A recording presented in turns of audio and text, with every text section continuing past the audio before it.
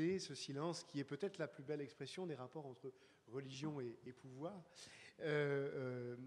Bienvenue à tous, merci d'être venus pour cette table ronde, bienvenue à cette seconde édition des rendez-vous de l'histoire du monde arabe. Peut-être qu'un certain nombre d'entre vous étaient déjà présents l'an passé. L'an passé, le thème était la ville, très beau thème rassembleur. Et cette année, les rendez-vous de l'histoire du monde arabe mettent d'une certaine manière davantage, vous me pardonnerez la vulgarité de l'expression, les pieds dans le plat, avec cette thématique nettement moins rassembleuse, beaucoup plus complexe, beaucoup plus accrocheuse des rapports entre religion et pouvoir.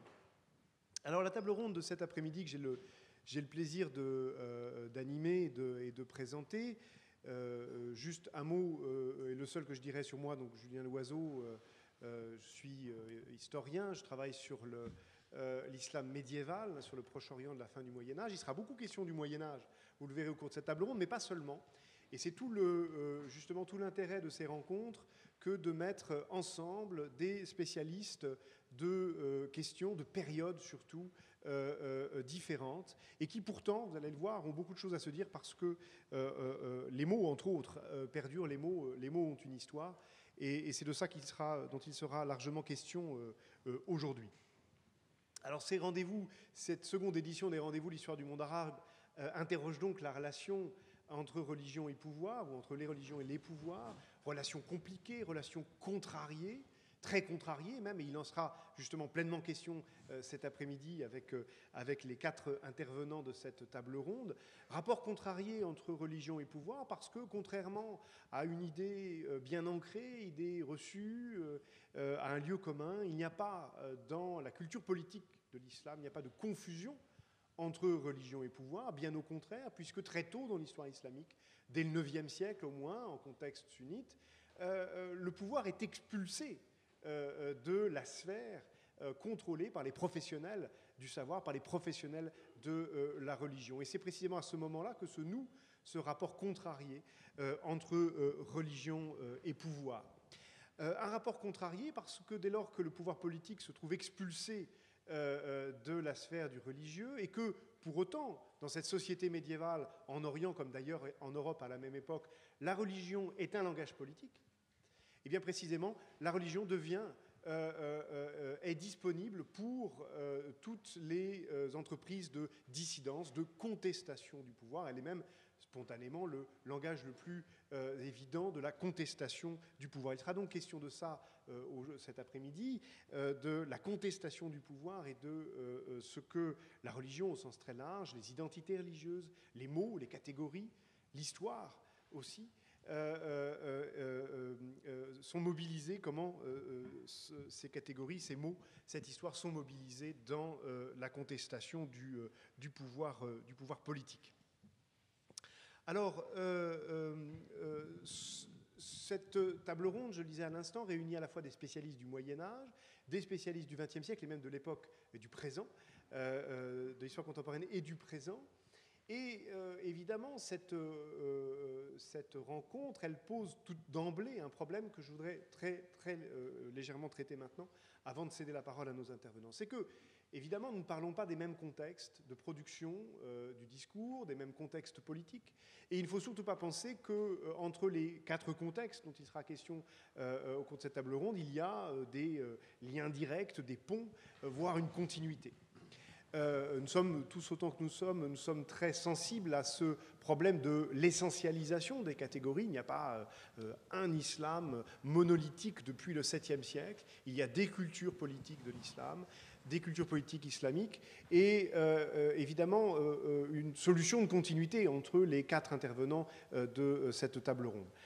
Dans le même temps, il y a des choses qui passent d'une période à l'autre, d'un contexte à l'autre, et ces choses en particulier, ce sont les mots. Ce sont ces mots de la religion qui sont disponibles dans des contextes différents pour nourrir la contestation du pouvoir politique. Et ces mots passent en effet d'une époque à l'autre et nous donnent, lorsqu'on regarde les choses d'un peu loin, l'impression d'une continuité.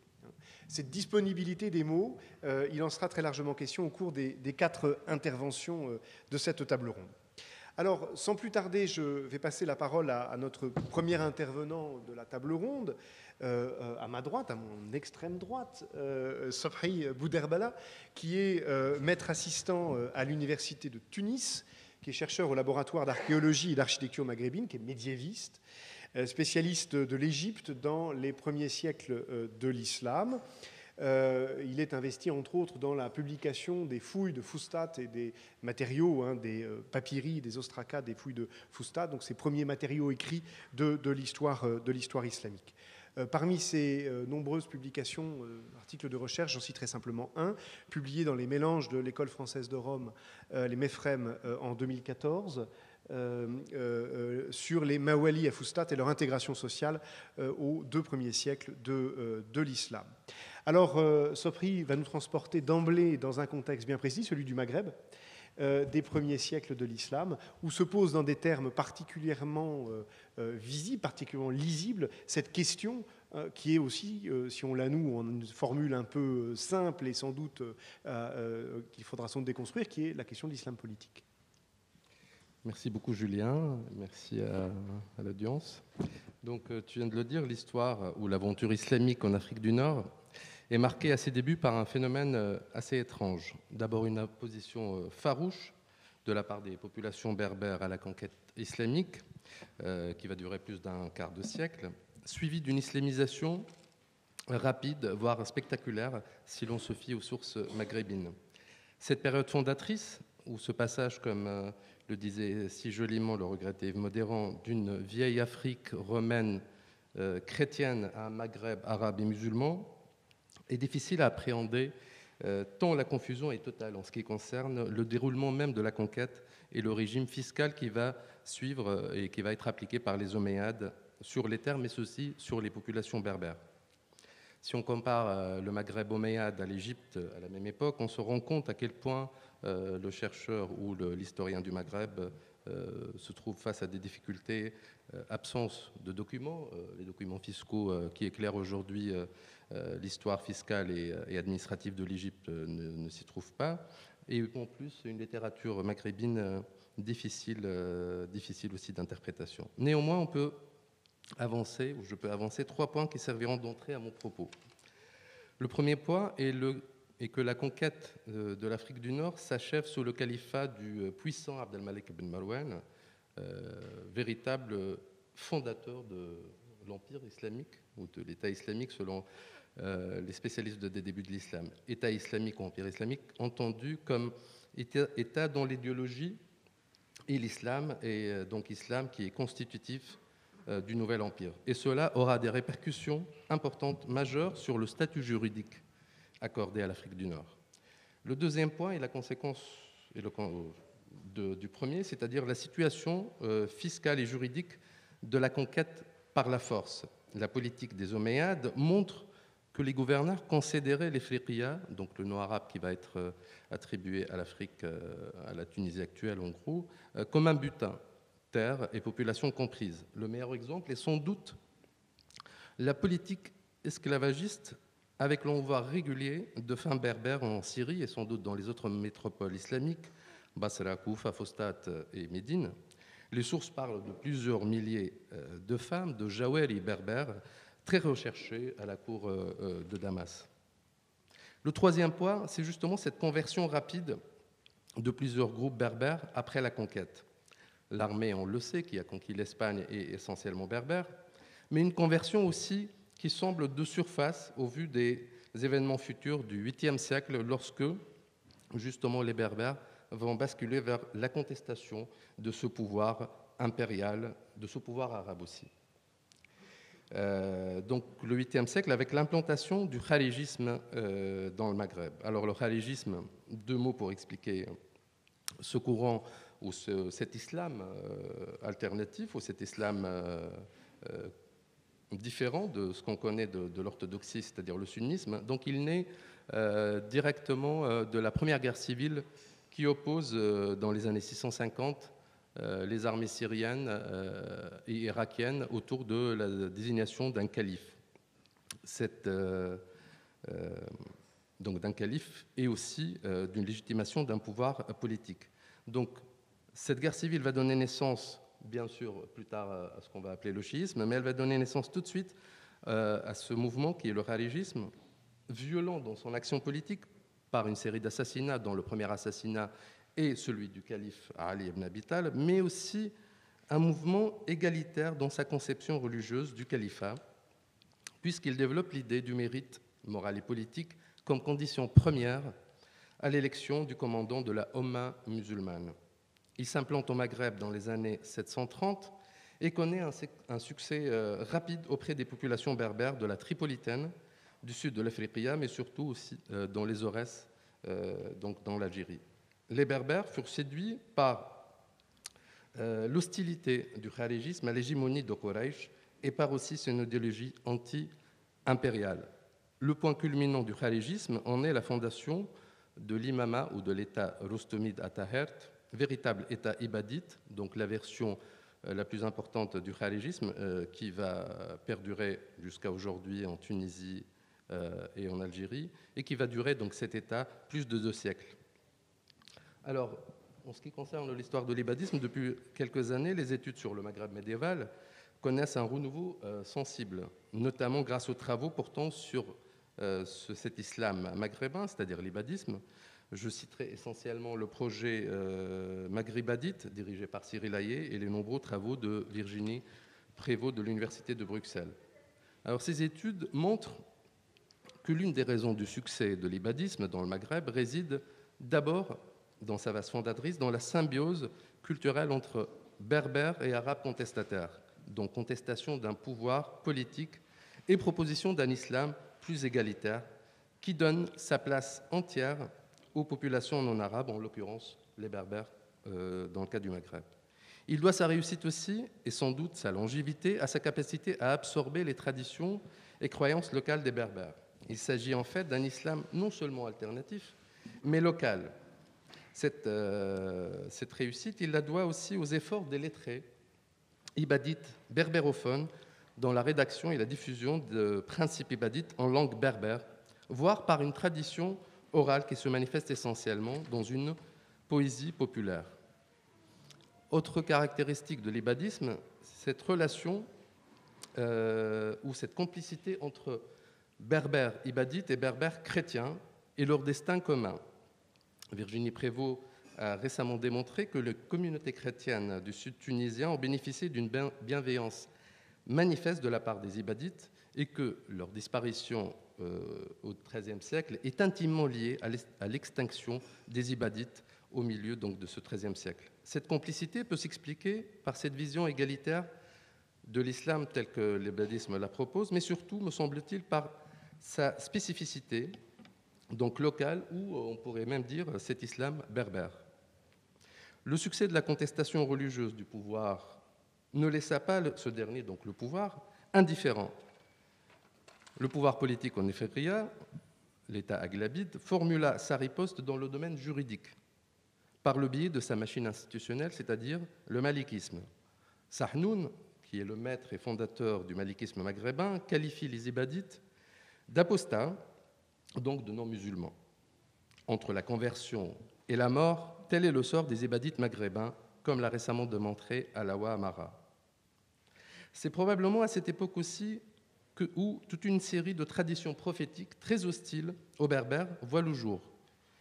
Les qualifiant de lèpres et de barbares, l'orthodoxie sunnite déplace le conflit sur le plan quasi racial, dans une période marquée par la fameuse Shouroubia, ou la contestation, la Shouroubia, c'est-à-dire la contestation des populations soumises à l'islam du monopole des Arabes. Mouvement essentiellement persan, il est aussi visible en Égypte, dès la fin du IIe siècle, entre Arabes et Coptes convertis, et très vraisemblablement donc au Maghreb. La riposte berbère viendra de la plume de ces lettrés ibadites, rattachant les berbères aux généalogies bibliques et forgeant eux aussi des traditions à la gloire des berbères, et leur rôle salvateur dans la résurrection de l'islam après sa ruine par les Arabes. La fin de l'expérience politique de l'ibadisme, avec la conquête de Tahert par le jeune pouvoir fatimide au début du Xe siècle, clôt ce que les historiens de l'ibadisme appellent l'âge manifeste de la doctrine. S'ouvre alors une phase de coexistence avec le pouvoir adverse, mais surtout une ère de silence. L'histoire des Ibadites devient dès lors, comme l'écrit Cyril Hayet, celle d'un archipel de communautés autonomes sans État. À la place de l'imama, un système d'assemblées de notables et d'hommes de religion administre les communautés ibadites. Cette chute coïncide aussi avec le triomphe du sunnisme dans le Maghreb, après l'intermède bref du chiisme fatimide. Au moment où ce dernier laisse le Maghreb et se dirige vers l'Orient avec la fondation du Caire, et au moment où l'ibadisme abandonne tout espoir de restaurer l'imama, une troisième voie contestataire semble s'installer sur l'échiquier maghrébin et durablement, à savoir le soufisme. Merci.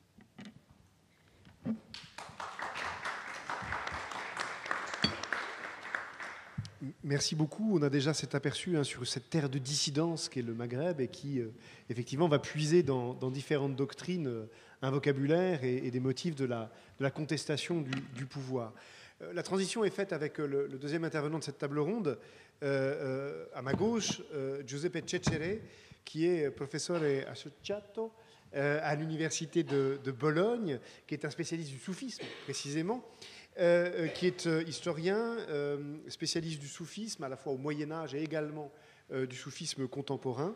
Je citerai parmi ses travaux un ouvrage collectif qu'il avait dirigé en 2013, co-dirigé en 2013, intitulé « Les mystiques juives, chrétiennes et musulmanes dans l'Égypte médiévale, interculturalité et contexte historique ». Il a également un ouvrage sous presse intitulé « Le soufisme en Égypte aujourd'hui ». Vous aurez compris que là, nous allons revenir en Orient avec un terrain d'enquête privilégié, l'Égypte, terre évidemment de pouvoir étatique fort et où la question de la contestation se fait au plus près des souverains. Merci, bonsoir.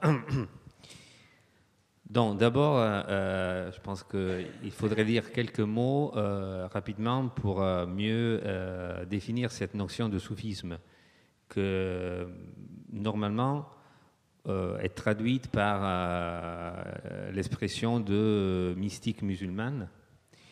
Mais cette expression a donné lieu à plusieurs malentendus.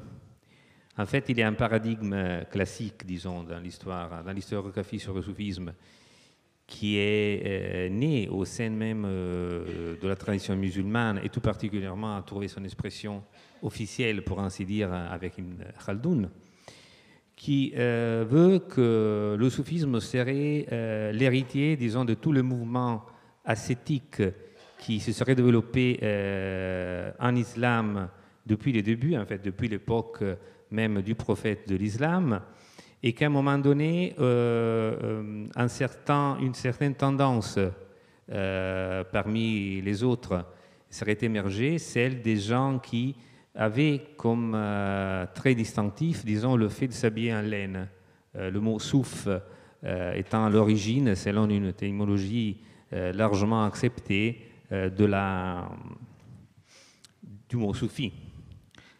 Et normalement, on a tendance à voir les soufis comme le soufisme comme la dimension mystique de l'islam, et donc à imaginer que les soufis soient nécessairement les tenants d'une vision de l'islam qui est un peu éloignée du pouvoir, ou alors qui est hétérodoxe, qui est forcément plus tolérante que celle des juristes. Et toutes ces visions-là, en fait, ont été remises en cause, surtout dans la deuxième moitié du XXe siècle, à partir d'une analyse même de la structuration sociale des réseaux soufis, des soufis en tant qu'acteurs sociaux. La plupart des soufis sont aussi des membres de la catégorie, si on peut utiliser ce mot, des juristes. Donc déjà, il n'y a pas forcément une opposition entre monde juridique et monde mystique, c'est plutôt au contraire que la plupart des soufis se voient comme des juristes qui ont aussi une capacité d'interprétation ésotérique de la loi. Mais le critère de validation de la sainteté, normalement, est défini comme le respect extérieur de la loi accompagné d'une profondeur spirituelle. Donc, Ce n'est pas une opposition. Par contre, les rapports avec le pouvoir politique sont beaucoup plus compliqués, dans la mesure où les hommes de loi, souvent, ont contesté le pouvoir politique. Donc, après avoir balayé un peu cette image irénique ou iréniste, je ne sais pas bien en français, qui est souvent associée à l'idée des soufis, on peut essayer de dresser un profil historique très rapide, forcément, des soufis en Égypte. En effet, l'Égypte est un pays qui devient, qui est conquis par l'islam très tôt, en 641-642. C'est déjà Alexandrie et le Caire rentrent déjà dans la domination musulmane. Et nous n'avons pas trop d'informations sur les mystiques égyptiens jusqu'au IIIe siècle de l'islam, donc au début du IXe siècle. Mais la chose intéressante, c'est que à cette époque-là, la première mention du nom soufi, du mot soufi, est liée à un groupe de combattants qui sont aussi des spirituels, qui habitent à Alexandrie et qui sont censés mener le djihad sur mer, et qu'à un moment donné font tomber le gouverneur d'Alexandrie par le biais d'une alliance politique avec les Banu Lahm, qui est une des tribus nomades qui étaient installées à Alexandrie à la suite d'une des vagues de la conquête de l'Égypte. Donc on voit déjà des contestations, disons, sur la façon d'interpréter la loi, et ça en va jusqu'au point que ces soufis font tomber le gouverneur et l'exécutent. Et quelques années plus tard, il y a un autre groupe de juristes spirituels au Caire qui a beaucoup d'influence sur le gouverneur et qui, à un moment donné, est à la base d'une opposition entre le gouverneur et le calife qui fait que le gouverneur soit démissionné et que l'Égypte reste sans gouverneur officiel pour une certaine période. Donc, on voit bien qu'il y a ce côté d'intérêt pour la politique qui est très fort. Après, comme vous le savez, l'Égypte vit une période de domination par une dynastie chiite qui sont les Fatimites. Donc, sur ce terrain-là, je laisse la parole à notre collègue, c'est-à-dire, je ne rentre pas, mais dans ces deux siècles-là, disons le fin 10e jusqu'à la fin du 12e siècle, on n'a pas beaucoup d'informations sur les soufis en Égypte. Ce qu'on sait, par contre, c'est qu'au moment où Saladin fait tomber, disons, renverse les Fatimides et restaure, on dit, le sunnisme en Égypte, pour ainsi dire, il s'appuie beaucoup sur les soufis. Et en fait, il fonde toute une série d'établissements étatiques ou financés par l'État ou quand même par sa famille, par ses proches, par des émirs, pour loger des soufis qu'il fait venir un peu de partout dans le monde musulman. Mais en même temps, il y a aussi des soufis locaux qui sont souvent en opposition avec ces autres soufis, comme j'espère de pouvoir montrer à la fin, juste pour raconter une anecdote qui peut nous aider à mieux comprendre. Dans la période mamelouk, les relations entre soufisme et réseau soufi et pouvoir étatique deviennent encore plus fortes et plus importantes. D'autant plus que les Mamelouks, étant des esclaves à l'origine, disons, sont toujours en recherche de légitimation religieuse et que les soufis sont à même de donner aussi un soutien populaire, disons, aux souverains. Et ça continue dans l'époque ottomane. Et disons que déjà à l'époque mamelouk, le soufisme égyptien a pris une image très orthodoxe, si on peut utiliser ce mot avec tous les risques qu'il comporte, et qui est très liée à l'idée que le soufisme est une expression de la sainteté profondément ancrée dans la loi musulmane. Et ça arrive jusqu'à tel point que déjà au XVIIe et puis au XVIIIe siècle, dans des manuels de fiqh, de jurisprudence de Al-Azhar, on arrive à citer, à mentionner l'école des soufis de Junayd, qui est le grand maître, disons, du soufisme dit de la sobriété, comme la cinquième école juridique sunnite. À côté donc du malikisme, du hanbalisme, etc., il y aurait ces soufismes de la sobriété. Et un moment très intéressant, mais je ne peux que l'évoquer ici, de confrontation entre pouvoir politique et soufisme est celui de l'expédition française de Napoléon. Parce que quand les Français s'installent en Égypte pour une courte période, ils essaient de rallier les populations locales par les biais de la collaboration avec certains maîtres soufis, mais forcément, ces maîtres ne reconnaissent pas la légitimité de la présence française en tant que pouvoir politique. Et donc, il y a des cas de boycott de festivals religieux, d'objection de conscience par rapport à certaines manifestations qui seraient très intéressantes à examiner. Puis, on arrive à l'époque de Muhammad Ali. Et avec Muhammad Ali, on voit que tous ces réseaux de confréries mystiques et de personnages qui avaient déjà un grand pouvoir dans la société à l'époque ottomane, à l'époque précédente, devient très important pour Muhammad Ali comme dans son projet de bâtir un État centralisé. Et donc, dans ce sens, il est à l'origine d'un mouvement d'institutionnalisation du soufisme qui devient de plus en plus fort au cours du 19e, 20e et même 21e siècle.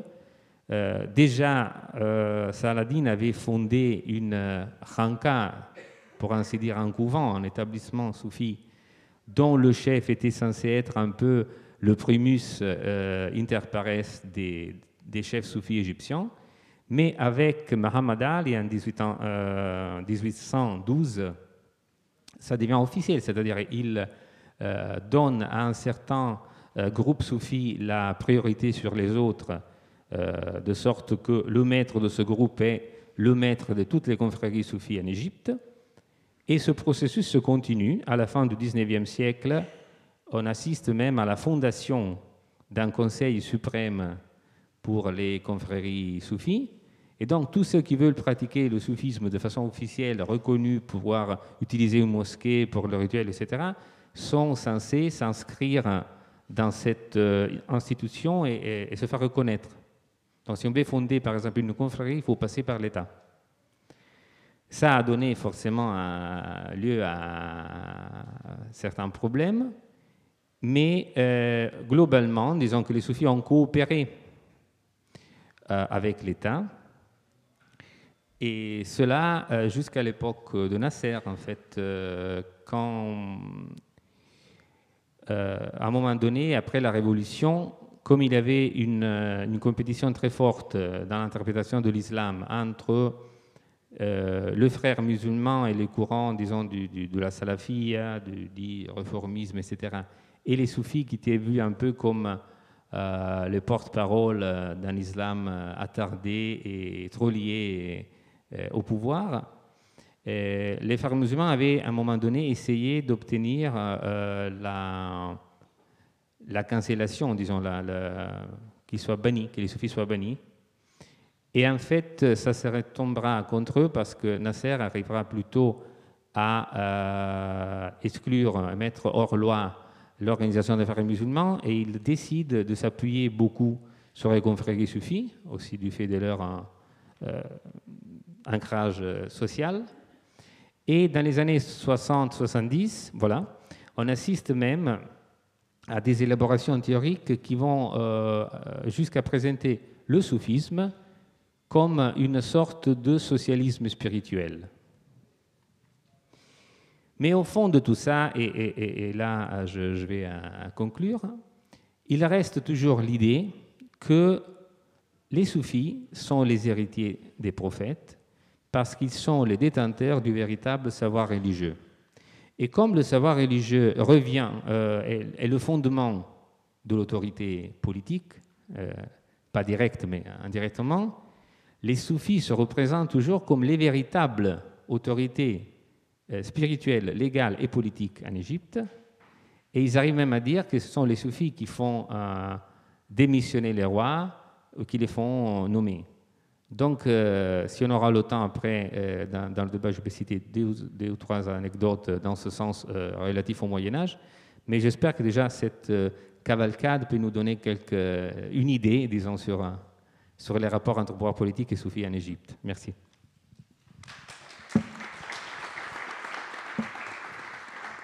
Merci infiniment. Et il faut souligner ce que la présentation que tu viens de donner comment dirais-je, est en contre-pied au fond de ce qu'on retient d'habitude du soufisme, non seulement de cette mystique retirée des prestiges du monde et du pouvoir, mais ce que tu décris ici, c'est au fond des milieux qui deviennent les meilleurs relais du pouvoir politique dans la longue durée de l'histoire égyptienne.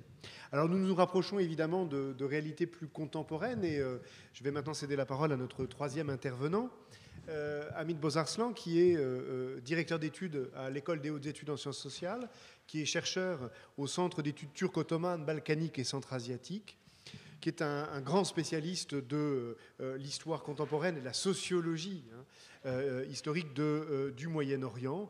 Alors, parmi ses très nombreux travaux, il faut mentionner ses travaux sur l'histoire de la Turquie contemporaine. Il a publié en 2013 une histoire de la Turquie de l'Empire à nos jours. Il a également beaucoup travaillé sur la question kurde. Et puis plus récemment, Hamid Bozarslan s'est essentiellement consacré à l'étude de la violence, à une sociologie de la violence au Moyen-Orient. Nul besoin, évidemment, de vous dire à quel point le sujet est important et rejoint d'ailleurs une question qui commence déjà à traverser cette table ronde. Je citerai, paru en 2014, « Le luxe et la violence, domination et contestation chez Ibn Khaldoun ». Et en 2015, Moyen-Orient 2011-2015, configuration révolutionnaire et état de violence. Enfin, pour être complet, un ouvrage qui vient de paraître en 2016, coécrit avec Gaël Demelmaître, « Qu'est-ce qu'une révolution ? France, États-Unis, monde arabe ». Alors, nous allons donc nous rapprocher du présent, mais tout de même avec une profondeur historique d'un demi-siècle environ, pour comprendre comment, dans le Moyen-Orient à partir des années 60, du XXe siècle, s'est noué de manière nouvelle ces rapports entre religion et pouvoir. Merci beaucoup, cher Julien. Donc, effectivement, on va se rapprocher du XXe siècle. Et en même temps, peut-être, on a déjà analysé la question ethnique sous forme de l'émergence d'un islam, des islams berbères, la question du soufisme.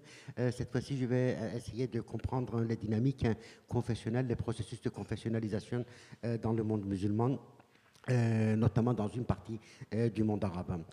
Avant de le faire, je dirais que les crises qui traversent aujourd'hui le Moyen-Orient ne sont pas uniquement liées à la question confessionnelle. À preuve, la fragmentation extrême qu'on observe aujourd'hui en Libye ou la situation explosive dans une partie de l'Égypte, notamment dans le Sinaï.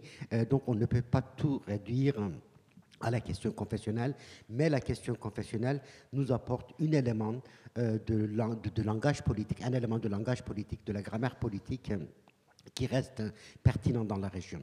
Je crois qu'il y a deux thèmes qu'il faudrait retenir. Qams al-Othman, c'est-à-dire la chemise ensanglantée du troisième calife de l'islam qui a été assassiné par ses propres généraux, et Karbala, l'assassinat du petit-fils du prophète, est donc le fils de quatrième imam.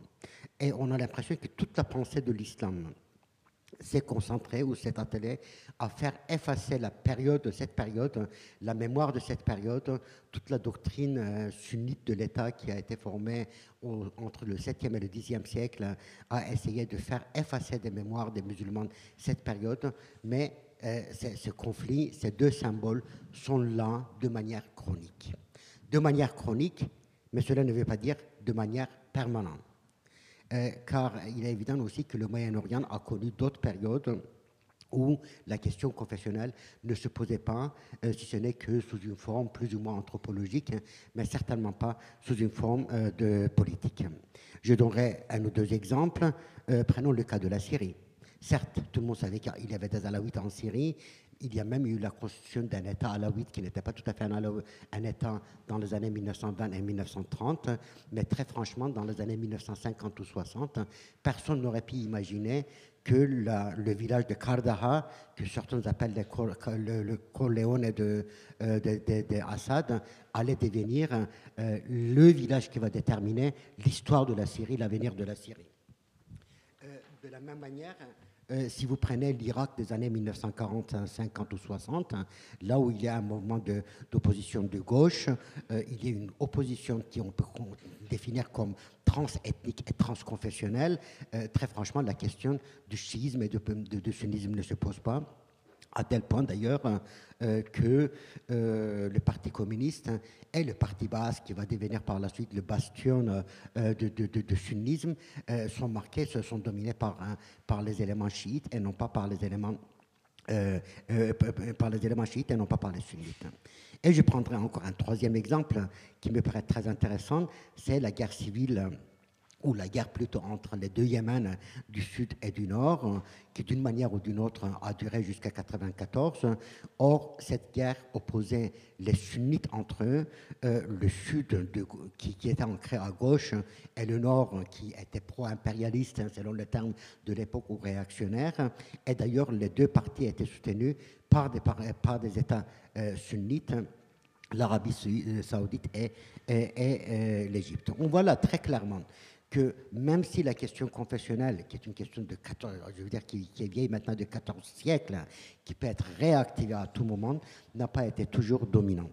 S'il en est ainsi, on peut se poser la question de pourquoi aujourd'hui la question confessionnelle est devenue si centrale, pourquoi on ne peut plus du tout lire les conflits syriens, irakiens et yéménites en faisant abstraction de cette question, à tel point qu'aujourd'hui, effectivement, le Sud, qui par le passé était de gauche, est pro-salafi contre le Nord, qui est occupé par les Houthis.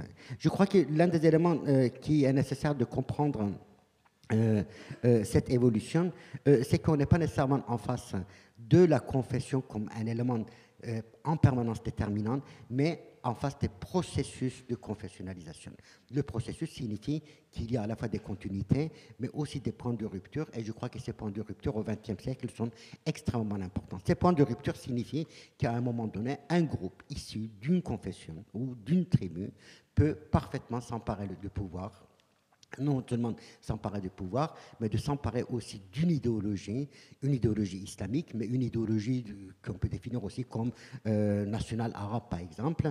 Et on voit que dans les années 70, il y a eu une confiscation de la cause nationale arabe ou du panarabisme en Syrie par une communauté issue un groupe issu de la communauté alaouite, ce qui ne veut pas dire que les alaouites ont dominé la Syrie, là il faut plus de nuances, et de la même manière, de manière équivalente, il y a eu une prise de pouvoir par un groupe issu des tribus de Takrit qui s'est emparé et du pouvoir et du nationalisme arabe et a utilisé ce nationalisme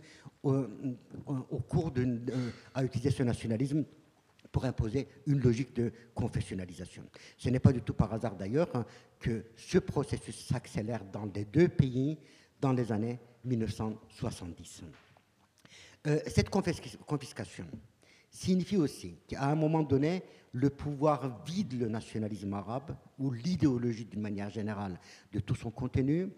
Le pouvoir graduellement devient l'élément qui se trouve chargé ou qui se fixe pour mission de détruire une partie de sa communauté, et que de le Léviathan, le pouvoir devient le Behemoth. Ce sont deux bêtes mythiques, donc le Léviathan qui surplombe la société pour pouvoir assurer la sécurité à chacun, et le Behemoth qui au contraire ne surplombe pas la société, qui mine la société de l'intérieur et empêche la création d'une situation de paix. Et on a l'impression qu'effectivement, graduellement, à partir des années 70, ce processus a eu lieu. Ce processus a eu lieu et a confessionnalisé le pouvoir. Juste pour rappel, dans les années 1980, en Irak, l'un des best-sellers s'appelait « Trois choses que Dieu n'aurait jamais dû créer, les mouches, les juifs et les chiites ». Plutôt les personnes, mais entendez les chiites, écrit par le beau-père de Saddam Hussein. Donc, cette transformation de Léviathan en Behemoth peut être suivie dans un deuxième temps par la violence, par un état de violence, un état de fragmentation qui peut être accéléré ou non par une intervention étrangère, comme cela a été le cas en Irak. Et cette fragmentation, il est impressionnant de voir que cette fragmentation, dans un premier temps, ne débouche pas sur la confessionnalisation, mais sur la tribalisation. Si vous prenez le conflit irakien de 2003-2004, certes la question confessionnelle est là, mais on a l'impression qu'effectivement ce qui propose, c'est ce qui résiste, ce qui organise une résistance, ce qui propose un cadre de protection naturelle en quelque sorte, sont les tribus. Or, à partir de 2004-2005, les tribus disparaissent de la scène, après avoir été les acteurs principaux. Si vous prenez le conflit syrien, en 2011, les tribus sont très très actives. La contestation n'est pas confessionnelle, la contestation est tout à fait transversale, mais les tribus jouent un rôle important. Très peu de temps après, les tribus disparaissent. Il en va de même aujourd'hui du Yémen. De 2011 à 2013-2014, les tribus ont joué un rôle absolument central, alors qu'on a l'impression qu'aujourd'hui, la force tribale ne suffit pas. Pourquoi ? Parce que la force tribale ne peut pas mobiliser une logique d'inimitié qu'elle ne peut pas maîtriser, mais surtout, c'est là qu'on revient, cher Julien, à tes mots de politique. Cette force tribale, cette dynamique tribale ne peut pas produire du sacré, mobiliser les réservoirs du sacré qui peuvent être disponibles. Or, Jean Baudrillard a utilisé le terme de radicalisation du monde par le sacré et par le sacrifice. On voit que la confession qui n'a pas été permanente, qui n'a pas été déterminante, très peu de temps encore avant, peut devenir effectivement ce réservoir apportant le sacré, apportant les symboles du sacré, exigeant le sacrifice. Il n'y a pas que cela, c'est aussi que la cause confessionnelle ou la confessionnalisation, l'usage de confessionnalisation peut redéfinir la dawa, donc l'idéologie, et surtout s'attaquer aux structures qui existent au sein d'une communauté donnée. Ce n'est pas du tout par hasard que, aussi bien en Irak qu'en Syrie, qu'au Liban par le passé, qu'aujourd'hui au Yémen, la confessionnalisation finit par détruire aussi les maîtres de jeu, les hiérarchies internes qui existaient au sein de chaque communauté confessionnelle. Et je crois qu'effectivement, pour comprendre aujourd'hui ce processus de confessionnalisation qui, une fois de plus, ne concerne pas tout le Moyen-Orient, mais une partie du Moyen-Orient, on ne peut pas faire l'économie de l'histoire. Donc une histoire très longue de 14 siècles, mais une histoire beaucoup plus courte, cette fois-ci du XXe siècle, et une histoire aussi qui est attentive, je dirais, aux différences. Dans une analyse remarquable, Bernard Rougier soulignait que dans les années 70 et 80, le chiisme et le sunnisme avaient développé deux sortes de radicalisme. Le chiisme avait opté pour un radicalisme et une logique de djihad de proximité, notamment à partir du Liban, alors que le sunnisme avait opté pour une logique de djihad à distance, notamment à partir de l'Afghanistan. Et aujourd'hui, on a l'impression qu'effectivement, ces deux matrices ont bougé, bien, puisqu'il y a l'État islamique qui veut se territorialiser, il y a Al-Qaïda qui veut se territorialiser, mais on voit qu'à terme, la logique chiite de radicalité renforce la communauté chiite, puisqu'il y a des rapports organiques qui se lient entre le militaire et la société, ce qui n'exclut pas d'ailleurs la violence interne, alors que la logique sunnite de radicalité débouche toujours sur une surradicalité qui finit par détruire les communautés sunnites elles-mêmes, les communautés sunnites elles-mêmes. Donc voilà, je vais m'arrêter là, mais pour dire qu'effectivement, voilà, cette obligation, cette nécessité de prendre en considération à la fois l'histoire très très longue comme fournisseuse de langue, de mots, de symboles, et les symboles sont des mots politiques. Voilà, la chemise ensanglantée d'un calife est un symbole politique, est un mot politique, est un appel à vengeance. Il en va de même de Karbala, mais ce qui ne veut pas dire que l'histoire du monde arabe se réduit à cela, et on peut penser aussi que peut-être une autre histoire sera possible demain.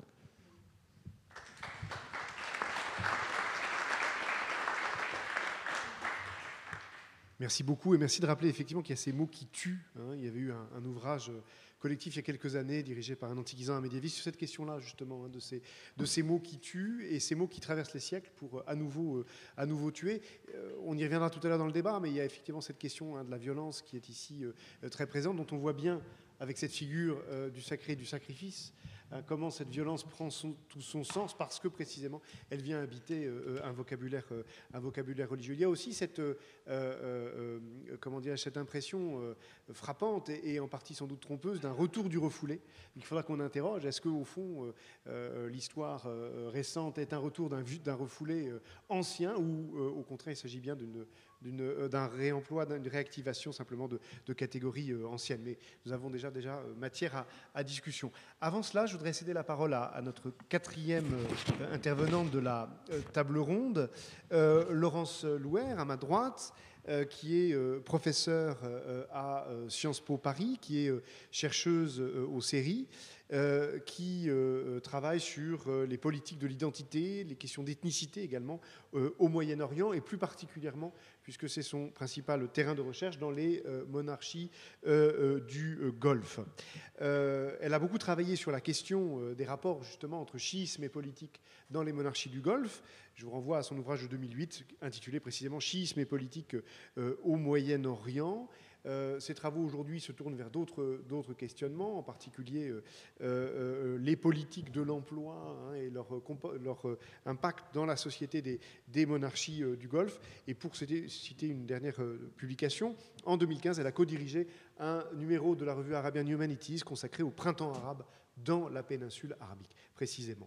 Alors, dernier théâtre de discussion, dernière vignette en quelque sorte. Vous aurez bien compris qu'il n'y a pas de continuité entre ces 4 vignettes, mais autant de cas d'espèce qui dialoguent entre eux, la péninsule arabique et cette question des usages politiques du chiisme. Merci, bonjour à tous. Non, il n'y a pas de continuité, mais en même temps, quand j'écoutais la première intervention, je me dis que ce que je vais présenter aujourd'hui a quand même pas mal à voir.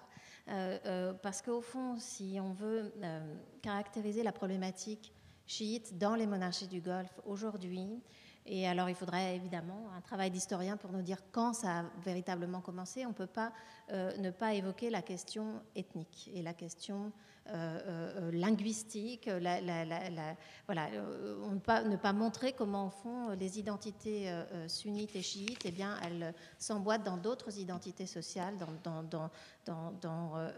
voilà, une série d'identités sociales clivées que je vais essayer de vous expliquer. En effet, la question confessionnelle dans les monarchies du Golfe, elle est intimement liée à la question de l'autochtonie. L'autochtonie, c'est-à-dire, au fond, qui était là avant, selon quelle temporalité les différents segments des sociétés du Golfe se sont implantés dans le territoire des États-nations qu'elles habitent aujourd'hui. Il y a 2 pays en particulier qui sont tout à fait caractéristiques de cette dynamique, c'est le Bahreïn et l'Arabie saoudite, qui sont les 2 pays dont on parle le plus quand on parle du chiisme dans les monarchies du Golfe, parce que c'est les pays où le clivage confessionnel est particulièrement prégnant et surtout il est très politisé. Dans un pays comme Bahreïn où, d'après les statistiques qu'on donnait encore au début des années 2000, près de 70% de la population est chiite, mais où le pouvoir est aux mains d'une dynastie sunnite depuis la fin du XVIIIe siècle, l'opposition politique au régime, le grand parti d'opposition, c'est un parti islamiste chiite qui s'appelle El Wifaq et qui, quand il participait aux élections, emportait une large majorité des sièges au Parlement. En Arabie saoudite, les chiites sont beaucoup moins nombreux relativement à la population nationale. On n'a que des estimations là aussi, mais les estimations les plus hautes, et certainement trop hautes, d'ailleurs, on nous parle de 20%, les estimations les plus basses de 8%. L'important en Arabie saoudite, c'est que ces populations chiites, elles sont concentrées dans la province orientale du royaume, là où se trouvent toutes les réserves pétrolières, et que historiquement, beaucoup de chiites ont travaillé et travaillent encore, bien qu'en moins grand nombre, dans l'industrie pétrolière et la compagnie nationale pétrolière Aramco.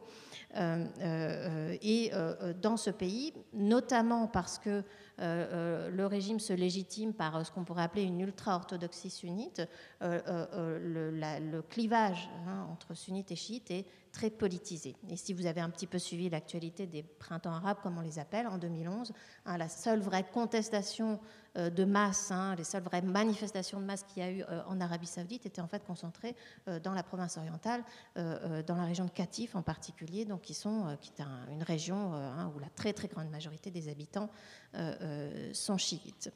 Pourtant, ce qui me semble intéressant, c'est au fond d'essayer d'aller au-delà des identités purement religieuses pour comprendre ces conflits.